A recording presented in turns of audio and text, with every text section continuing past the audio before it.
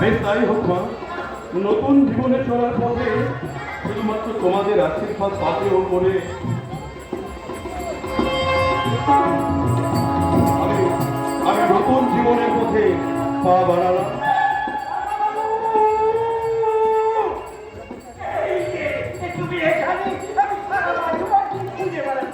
কেন কেন রমনা, কেন আমাকে তোমার কিসের প্রয়োজন? আজকে তিনি তোমার প্রয়োজন সবচেয়ে বেশি করে দাঁড়াবো। আত্মীয় স্বজন বন্ধু বান্ধব পাড়া প্রতিবেশী সবাই বলতে পারছে এই তো কিছুদিন আগে একটা বউ তোমার সঙ্গে দেখা করতে এসছে। বউ সকালে চাঁদের মতো সুন্দর একটি টিভিতে খেলুন, মাথায় ঘোমটা যেন বাচ্চা লক্ষ্মী প্রতিমা। এত রাত্রে কে ওর সঙ্গে দেখা করতে যা? কেমন করে জানো পূর্ণিমা? এই মেজদাবাবু আর ছোটবাবু তর্ক। মেজদাবাবু বলছে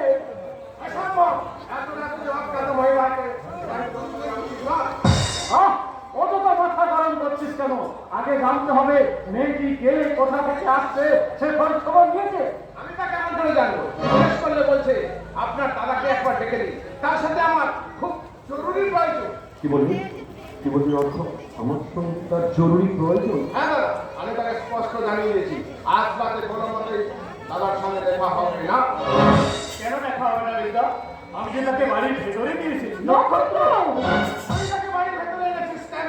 না নিয়ে এসে কোনো উপায় ছিল না রিদা। সে আমার হাত করে বললো তুমি আমার ভাইয়ের মতো, তাই আমি তোমায় একটিবার অনুরোধ করছি তোমার কথার সাথে আমার কথা বলি না, নইলে যে আমার ভীষণ ক্ষতি হয়ে যাবে। কি বলবি, কি বলি নক্ষত্র? আমার সঙ্গে দেখা না করলে ভদ্রমহিলার ভীষণ ক্ষতি হয়ে যাবে। হ্যাঁ বলটা, তাই তো মেজদার আদেশ উপেক্ষা করে আমি তাকে বাড়ির ভেতরে নিয়ে এসেছি। কিন্তু আমি জানতে চাই এত রাত্রে আমার সঙ্গে দেখা করতে এসছে কোন সেই ভদ্রমহিলা? আমি জানতে চাই সে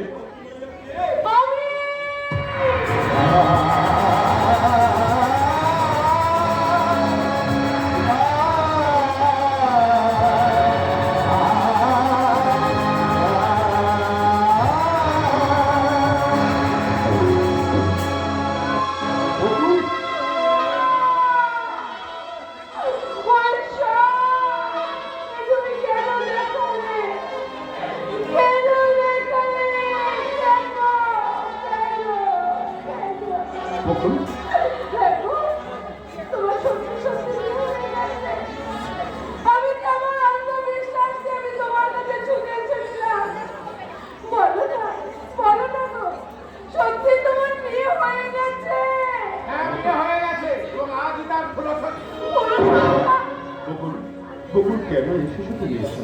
যাও যাও, চলে যাও বকুল, তুমি এখান থেকে চলে যাও।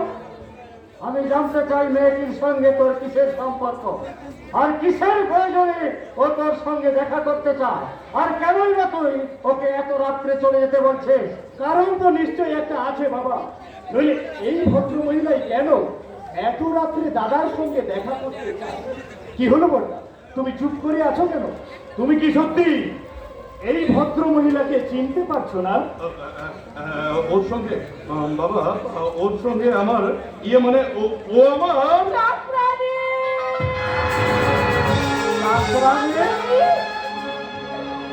বাবু মশাইরা, ওই বাবু যখন আমাদের ওখানে থাকতেন তখন আমি বাবু সব কাজ করে দিতাম, কিন্তু চাকরানি যদি তবে ধুমা দিয়ে কথা শুনে তুমি হাহাকার করে কেঁদে উঠে দুঃখে তোমার দুঃখে তুমি আমাকে মা বলে ডাকলে।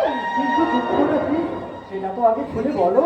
বাবু বলেছিল কখন আমার যখন বিয়ে হবে তখন তুমি নিজে দাঁড়িয়ে থেকে সব বাঁচাবে, ধুলো দেবে, কিন্তু কিন্তু আমার আগে তো বাবুর বিয়ে হয়ে যাওয়ার আমি তো ভীষণ ভীষণ দুঃখ পেয়েছি মা, ভীষণ দুঃখ।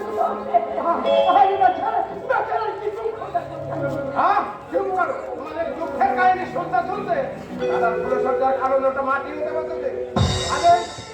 তুমি এখন এখান থেকে যেতে পারো। এইসব তুমি কি বলছো মেজদা? তোমার কি মাথা খারাপ হয়ে গেছে? এত রাত্রে উনি যাবেন কোথায়? মেয়ে ছেড়ে বাইরে বেরোলে বিপদে পড়তে পারে। এই তো আপনি করে কি কাণ্ড করতে গেল। ঠিকই তো, এত রাত্রে উনি একটা মেয়ে মানুষ যাবে কোথায়?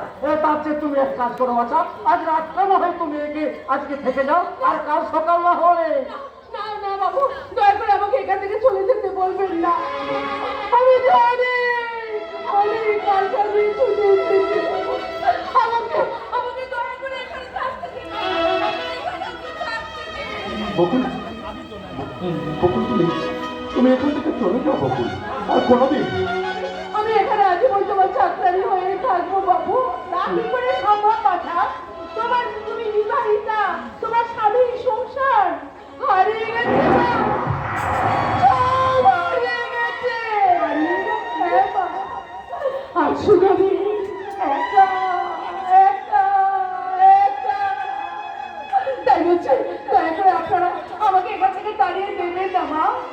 আপনারা দয়া করে আমাকে চা খেতে দেবেন, আমি তাই খাবো। আমাকে যা করতে বলবেন আমি তাই করবো মা।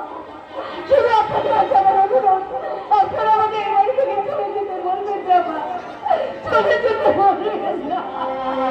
অসম্ভব, দুজন কাজের লোক রাখার মতো বিলাসিতা আমাদের পক্ষে মানায় না। না বাবু না, এর জন্য আমাকে 1 টাকা মাইনে দিতে হবে না বাবু, 1 টাকা মাইনে দিতে হবে। কিন্তু পেটে তো কিছু দিতে হবে না, মিনিমাম কিছু খরচ আছে।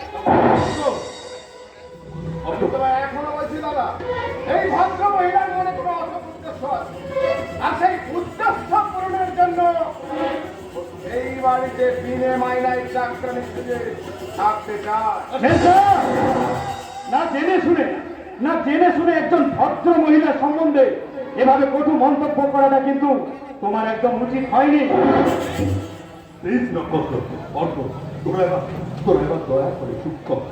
বকুল, বকুল তুমি এখান থেকে দয়া করে চলে যাও বকুল, আর কোনোদিন কোনো আশা নিয়ে তুমি এই বাড়িতে এসো না। তোমার আমার অতীতের সম্পর্কটা সম্পূর্ণ শেষ, তাই দয়া করে তুমি এখান থেকে চলে যাও। না, ও জানে না, ও এবারেই থাকবে, কিন্তু বাবা কোনো কিন্তু নয়। ওর খাওয়া পড়ার জন্য যে টাকা খরচ হবে তোর মাইনের থেকে কাটা যাবে না। আমি বিচার করে দেখবো ওর উদ্দেশ্য অশক্তি মহৎ, বিচার করবো হবে। এই যে ভদ্র মহাদয় গো, এবার দয়া করে আপনাদের বিচার সভাটা ক্ষমা করবেন কি? বৌমা তুমি? হ্যাঁ আমি। একটা গাইয়া চাকরানিকে নিয়ে তখন থেকে আপনারা সবাই যেভাবে বাড়াবাড়ি করে চলেছে, তাতে তো মনে হচ্ছে আপনাদের ছেলে দিয়েছে এই চাকরানি ভাইয়ের আনন্দটা যেন বড় হয়ে দাঁড়িয়ে। একটু আস্তে কথা বলো, বাড়িতে আত্মীয় স্বজন আছে, তারা সবাই শুনতে পাবে। আর ভাবি মানে আমার কি? বিউটি, তুমি কি ভুলে গেছো যে আজ আমাদের ফুলসজ্জা, আর তোমার জন্য কি সারা রাত ওই ফুলসজ্জার ঘরে আমাকে অপেক্ষা করে থাকতে হবে? বৌমা তুমি তোমার ঘরে যাও, ধ্রুব একটু পরেই যাচ্ছে। না, তুমি এখনই আমার সঙ্গে যাবে। স্বামীর নাম কি মুখে আসে? কেন? স্বামীর নাম মুখে আসলে মুখে ফোসকা করে দেয়। ফোসকা হয়তো করে না, কিন্তু নাম ধরে ডাকলে স্বামীকে অসম্মান করা হয়। তুমি বোধহয় জানো না, হিন্দু মেয়েদের কাছে স্বামী হলো দেবতা। দেবতা? স্বামীকে দেবতা বলে ভাববে এটা মূর্খ গাইয়া মেয়ের দল। আমার মতো উচ্চ শিক্ষিতা শহরের মেয়েদের কাছে স্বামী হলো বন্ধু। বাহ বাহ, চমৎকার চমৎকার। তোমার এই উচ্চ শিক্ষার সিলেবাসের সঙ্গে সঙ্গে রুচি আর চরিত্রের সিলেবাসটা বোধহয় পাল্টে ফেলেছ। তোমার মতো অসংখ্য উচ্চ শিক্ষিত শিক্ষার ভিতরে স্বামী হয় বন্ধু, আর নিত্য শ্বশুর শাশুড়ি হয় চাকর আর চাকরানি। বাবা বাবা জানিস জানিস জীবন, একটু সজ্জাইছি আমি অনেক স্বপ্ন দেখতাম আমার ঘুমোয় দিয়ে নিয়ে মনের মতো বৌমা হলো। আমার কথা রাখতে ধ্রুব বিয়ে করলো ঠিকই, কিন্তু যাকে হলো সে বৌমা নয়, সে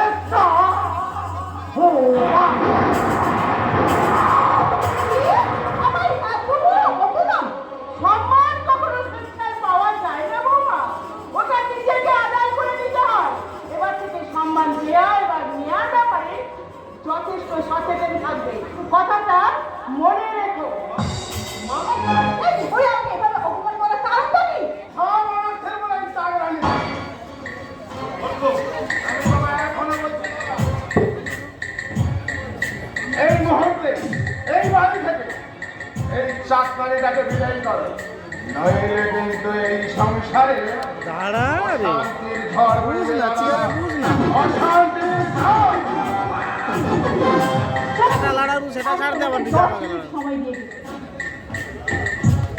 Just 10 মিনিট। এর মধ্যে তুমি যদি আমার রুমে না আসো, তোমার বাবা যা বলে গেল, তার এই সাগের বৌমা একদিন সত্যিকারে বোমা হয়ে যেতে পারবে। বোমা। মাতা, তুমি কি শুধু চুপ করে থাকবে? তুমি কি কিছু বলবে না? নক্ষত্র, বলার ভাষা নিয়ে আজ আমি হারিয়ে ফেলেছি রে নক্ষত্র। কর্তব্যের ভাগে রুদ্ধ হয়ে গেছে।